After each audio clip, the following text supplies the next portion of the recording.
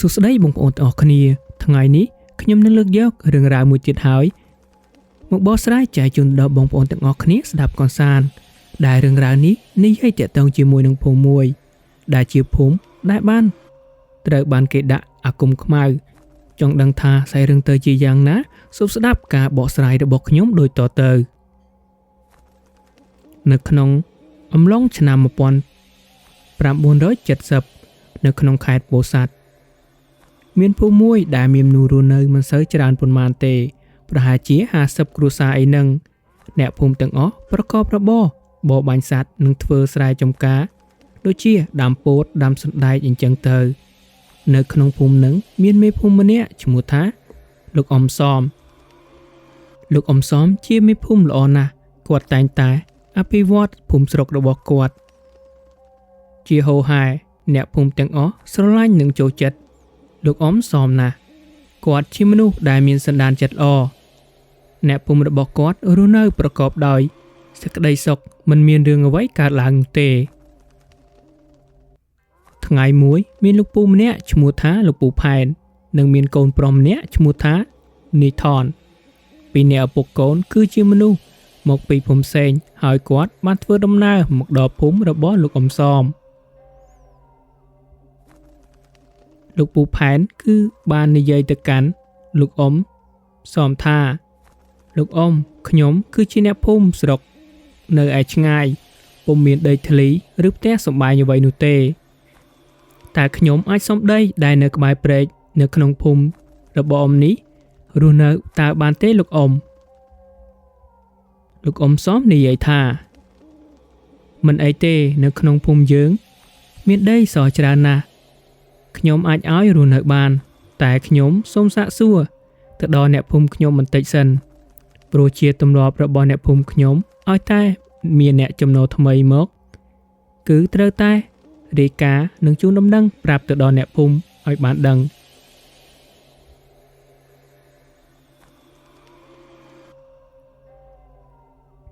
ហើយអ៊ំសំក៏បានហៅអ្នកភូមិឲ្យមកជុំគ្នានៅផ្ទះរបស់គាត់ហើយគាត់បានណែនាំទៅកាន់សមាជិកថ្មីគឺគាត់ជាពុកកូនដែលរស់នៅភូមិផ្សេងហើយគាត់សូមរស់នៅភូមិយើងដែរតើអ្នកទាំងអស់គ្នាគិតយ៉ាងម៉េចដែរអ្នកភូមិម្នាក់និយាយថាមើលទៅមុខមាត់ពួកគាត់ទាំងពីរនេះមិនមែនជាមនុស្សដែលកោងកាចនោះទេហើយអ្នកភូមិក៏បានយល់ព្រមឲ្យពួកគាត់ទាំងពីរនេះរស់នៅក្នុងភូមិនេះឯងលុះស្អែកឡើងបន្ទាប់ឪពុកកូនទាំងពីរនាក់បានចាប់ផ្ដើមសងខ្ទមមួយនៅក្បែរព្រែកដែលរៀងនៅឆ្ងាយបន្តិចពីភូមិនេះបន្តិចក្រោយពីការធ្វើផ្ទះតូចនេះរួចហើយពួកគាត់ទាំងពីរចាប់ផ្ដើមប្រកបមុខរបរបរបាញ់សត្វទុកហូបនិងលក់ផងដែរពួកគាត់បានបាញ់សត្វមានដូចជាទន្សាយសត្វពស់និងសត្វឆ្លុះអីចឹងទៅដោយសារតែភូមិនេះនៅក្បែរនឹងតំបន់ព្រៃភ្នំប៉ុន្តែមិនមែនជាតំបន់ដែលព្រៃភ្នំធំក្រាស់ខ្លាំងនោះទេដូច្នេះហើយមិនសូវមានសត្វធំនោះទេថ្ងៃមួយគេទាំងពីរនាក់ឪពុកកូនបានចិញ្ចឹមមាន់សត្វតែជាមាន់ខ្មៅពួកគេប្រមូលពីអ្នកភូមិបាននិងបានទិញពីអ្នកភូមិច្រើនគួរសមដែរចំណែកពួកគេមិនចិញ្ចឹមមាន់ក្រៅពីមាន់ខ្មៅនោះទេឪពុកកូនទាំងពីរនេះនៅពេលយប់តែងតែធ្វើមាន់ខ្មៅនិងដាក់ឈើឆ្កាងហើយយកទៅភ្ជួរនៅដើមពោធិ៍នៅខាងក្រោយផ្ទះរបស់ពួកគេនេះដើម្បីសែនឲ្យពពួកព្រាយដែលពុករបស់គេចិញ្ចឹមនេះឯងពូផែនមិនមែនជាមនុស្សធម្មតានោះទេគឺគាត់ជាគ្រូអាគមខ្មៅម្នាក់ដែលមានចេះនៅអំពើអាបធ្មប់និងចេះដាក់ស្នេហ៍ធ្វើអំពើដល់គេទៀតផងមូលហេតុដែលគាត់មករស់នៅក្នុងភូមិអ៊ំសំបែបនេះគឺដោយសារតែជាគ្រូមន្តអាគមខ្មៅគាត់បានធ្វើអំពើដាក់ទៅកាន់អ្នកភូមិជាច្រើនហើយធ្វើឲ្យអ្នកភូមិនោះបានបណ្ដេញគាត់ចេញពីស្រុកភូមិរបស់គេនេះឯង ចំណែកអំសមជារៀងរាល់ដងគាត់តែងតែដើរពិនិត្យមើលភូមិស្រុករបស់គាត់ដើម្បីការពារភូមិខ្លាចក្រែងមានរឿងអ្វីមិនល្អកាត់ឡើងថ្ងៃនេះក៏មិនខុសពីដូចជារាល់ដងនោះទេគាត់បានមើលតាមភូមិហើយក៏បានចូលទៅដល់ផ្ទះលោកពូផែនដែរ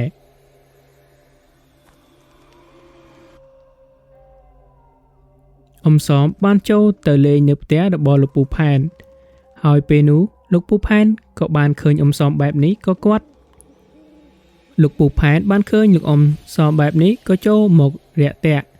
ហើយអញ្ជើញលោកអ៊ំឡើងទៅលើផ្ទះដើម្បីអង្គុយលេងផងដែរពេលនោះលោកអ៊ំបានសួរទៅកាន់ពូផែនថាម៉េចហើយរស់នៅក្នុងភូមិនេះតើយ៉ាងម៉េចដែរផែនពូផែនតបថាមិនអីទេលោកអ៊ំនៅក្នុងភូមិនេះពិតជាល្អណាស់ចំណែកអ្នកភូមិក៏រួសរាយរាក់ទាក់ផងដែរខ្ញុំអរគុណលោកអ៊ំណាស់ដែលមេត្តាឲ្យខ្ញុំទាំងពីរនាក់ឪពុកកូនរស់នៅក្នុងភូមិនេះដែរលោកអ៊ំសមក៏ក្រឡេកមើលទៅក្រោយផ្ទះរបស់ពូផែនក៏ឃើញមានមាន់ឆ្កាងដែលមានទាំងឈាមស្រស់ៗលាបពីលើផងដែរពេលនោះគាត់បានសួរទៅកាន់ពូផែនថាចុះមាន់នេះទុកដាក់សម្រាប់ធ្វើអ្វីដែរផែនពូផែនឆ្លើយតបថាមាន់នេះដាក់គ្រាន់តែការពារផ្ទះខ្ញុំទេអ៊ំនិយាយថាកុំធ្វើបែបនេះនៅក្នុងភូមិនេះគឺមិនដែលមានរឿងអ្វីកើតឡើងនោះទេពូផែនបន្តថាខ្ញុំគ្រាន់តែធ្វើទុកការពារផ្ទះខ្ញុំពីអំពើផ្លូវល្ងឹតនោះទេលោកអ៊ំសមគាត់និយាយលេងសើចថាខ្ញុំក៏ចង់ធ្វើមាន់ឆ្កាងនេះដែរតើគេធ្វើយ៉ាងដូចម្ដេចពេលនោះពូផែនបន្តថាមនុស្សធម្មតាមិនអាចធ្វើមាន់ឆ្កាងនេះបានទេទាល់តែគ្រូណាដែលជាអាគមទើបអាចធ្វើបានសមបន្តនិយាយថាតើផែនឯងជាអាគមមែនទេបងផែនក៏បន្តថាមិនមែនទេលោកអ៊ំតែខ្ញុំគ្រាន់តែឮចាស់ៗនិយាយតើអ៊ំហើយពេលនោះដែរសមក៏បាននិយាយលាហើយសមគាត់បាននិយាយទៀតថាធ្វើអ្វីធ្វើចុះតែហាមកុំឲ្យប៉ះពាល់ទៅដល់អ្នកដទៃបានហើយពេលនោះដែរលោកសមក៏បានលាលោកពូផែនទៅផ្ទះរបស់គាត់វិញ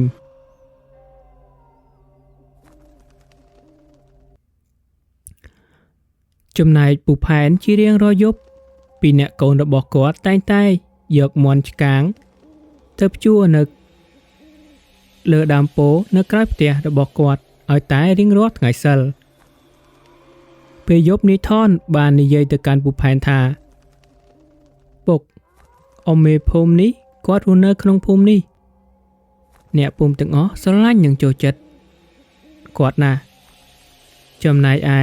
ឈ្មួញជួញដូរមកពីស្រុកឆ្ងាយតែងតែចូលមកកាន់ភូមិនេះដើម្បីលក់របស់របរពួកគេទាំងអស់នោះតែងតែឲ្យប្រាក់មួយចំនួន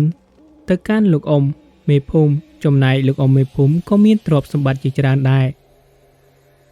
ខ្ញុំគិតថាប្រសិនបើយើងអាចឡើងជាមេភូមិបានយើងអាចនឹងគ្រប់គ្រងនៅក្នុងភូមិនេះប្រហែលជាយើងនឹងមានទ្រព្យសម្បត្តិជាច្រើនហើយពុក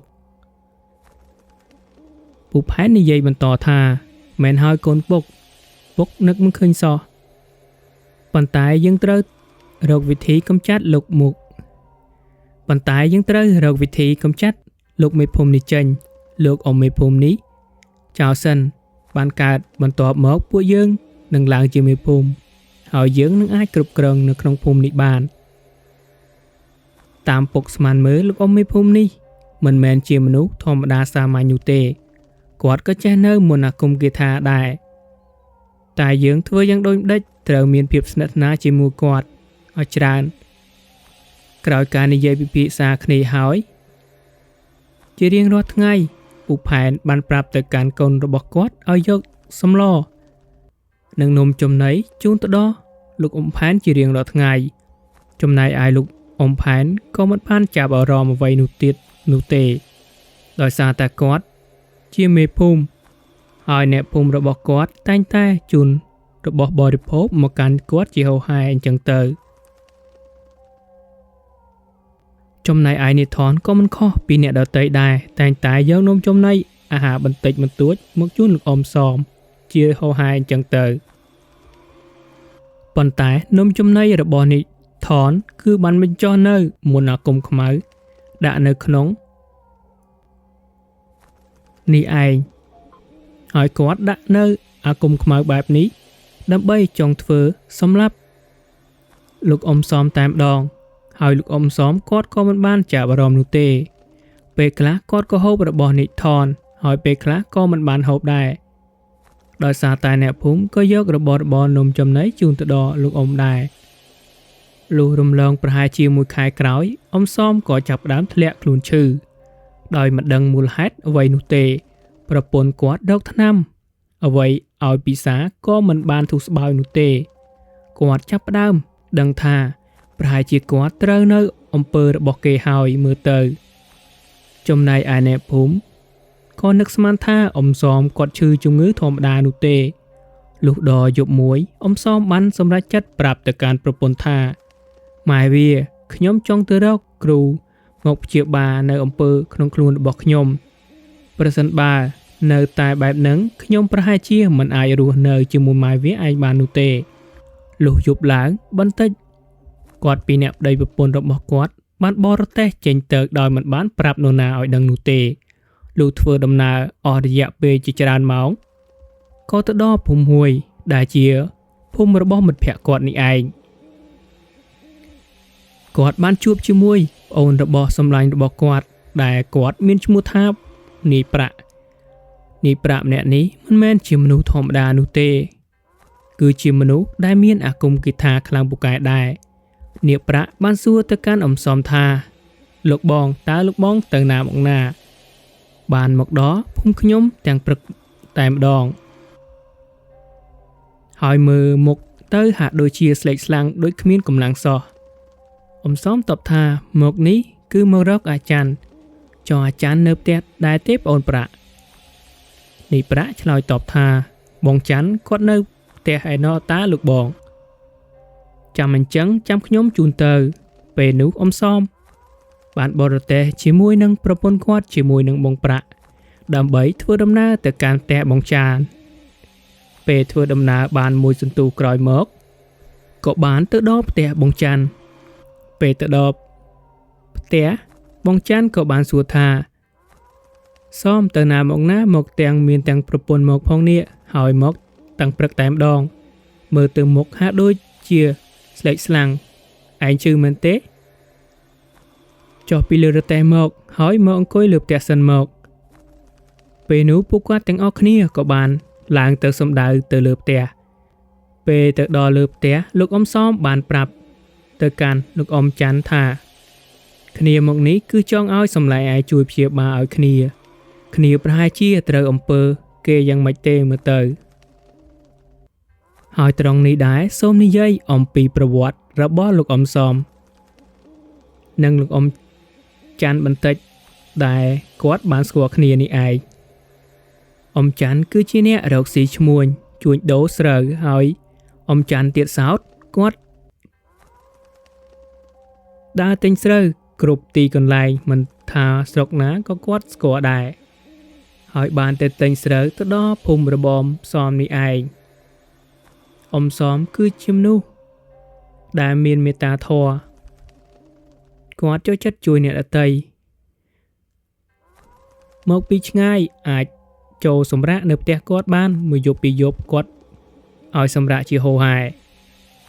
ចំណែកលោកអ៊ំច័ន្ទក៏ធ្លាប់បានសម្រាកនៅផ្ទះលោកអ៊ំសមផងដែរតែគាត់សម្រាកនៅផ្ទះលោកអ៊ំសមចំនួន1ខែអីណោះទម្រាំតែអ្នកភូមិប្រមូលស្រូវចប់រួចហើយពួកគាត់ទាំងពីរក៏រាប់អានគ្នារហូតមកដល់សពថ្ងៃនេះឯងតែដោយសារតែអ៊ំច័ន្ទមានអាយុក៏ច្រើនបន្តិចទៅហើយគាត់ក៏មិនដើរទិញស្រូវដូចមុននោះទេហើយពួកគាត់ក៏មិនសូវបានជួបគ្នាដែរចំណែកអ៊ំច័ន្ទគាត់ក៏ជាអ្នកដែលខ្លាំងពូកែនៅមន្តអាគមគាថាផងដែរគាត់ចេះដកអំពើនិងចេះបង្ក្រាបនៅព្រាយបិសាចណាដែលធ្វើបាបទៅកាន់អ្នកភូមិ ឥឡូវនេះចូលមកដល់រឿងអ៊ំសំវិញអ៊ំច័ន្ទនិយាយថាចាំមើលសិនចាំមើលគ្នាមើលឲ្យឯងសិនអ៊ំច័ន្ទនិយាយថាឯងប្រកបណាស់ត្រូវអំពើមុនខ្មៅរបស់គេហើយគេមិនត្រឹមតែធ្វើឲ្យឯងនេះឈឺនោះទេគេថែមទាំងធ្វើចង់សម្លាប់ឯងថែមទៀតផងព្រោះគេចង់បានកាន់កាប់នៅភូមិស្រុករបស់ឯងនេះឯងអ៊ំសំនិយាយថាចុះអ្នកណាដែលចេះនៅអាគមខ្មៅបែបនេះពេលនោះគាត់នឹកឃើញដល់ឪពុកកូន2នាក់នោះដែលជាអ្នកចំណូលថ្មីនេះឯងពេលនោះគាត់និយាយថាគ្នាបានហូបនៅរបស់របរ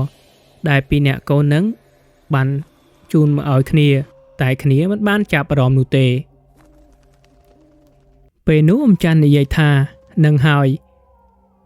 គឺ2នាក់ឪពុកកូននេះឯងដែលបានធ្វើអំពើដាក់ឯងហើយគេថែមទាំងមានព្រាយដែលចិញ្ចឹមទៀតផងអ៊ំសំនិយាយថាអញ្ចឹងហើយយើងត្រូវគួរធ្វើដូចម្ដេចទើបសាបអាកូននេះបានអ៊ំច័ន្ទបន្តថាដំបូងយើងត្រូវព្យាបាលឯងសិនដើម្បីយកមុនខ្មៅនេះចេញពីខ្លួនរបស់ឯងបើសិនបើទុកនៅក្នុងខ្លួនរបស់ឯងយូរទៅវានឹងអាចបណ្ដាលឲ្យយើងនឹងឈឺដល់ស្លាប់បានពេលនោះអ៊ំច័ន្ទបានប្រាប់ទៅកាន់ប្អូន